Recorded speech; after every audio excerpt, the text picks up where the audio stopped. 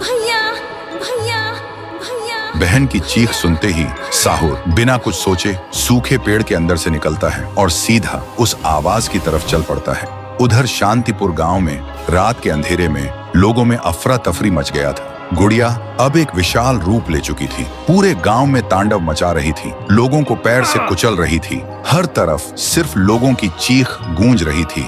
पीहू अभी भी जमीन पे पड़ी होती है, उसकी रूह धीरे धीरे मिट जा रही होती है। तभी तुंग तुंग तुंग साहुर आता है और अपनी बहन को जमीन पर पड़ा देखकर उसकी आंखों से एक बार फिर आंसू टपकने लगते हैं।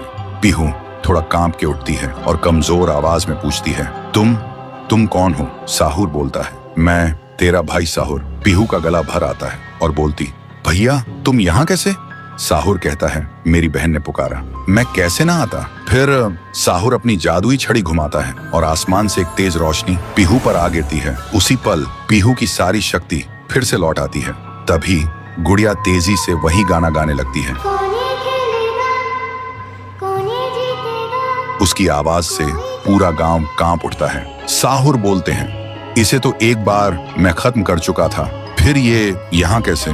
फिर साहुर गांव के लोगों को एक खाली मैदान में इकट्ठा करता है और एक कवच के अंदर सबको सुरक्षित कर देता है और एक बार फिर से आसमान चमकने लगता है। साहुर गुड़िया को मौत के घाट उतारने लगता है। एक ही पल में गुड़िया टुकड़ों में बिखर जाती है, लेकिन उसी वक्त उसके टुकड़े खुद ब खुद जुड़ने लगते हैं और गुड़िया हंसने लगती है। पीहू बोलती है, भैया इसे हम ऐसे नहीं खत्म कर सकते, इसे आग से जला के खत्म करना होगा। तभी साहुर अपने जादू से गुड़िया को कस के पकड़ता है और पीहू अपनी आंखों से आग निकालती है और गुड़िया को जला देती है। गुड़िया चीखती है और छोटी होने लगती है। कुछ ही देर बाद गुड़िया जलकर राख हो जाती है और हवा में पूरी तरह से गायब हो जाती है। फिर गांव से काली छाया हट जाती है और सूरज निकलता है। पूरा गांव एक आवाज में गूंज उठता है, जय हो पीहू देवी की, जय हो तुंग तुंग तुंग साहुर की। साहुर मुस्कुराता है और कहता है, मुझे वापस जाना होगा।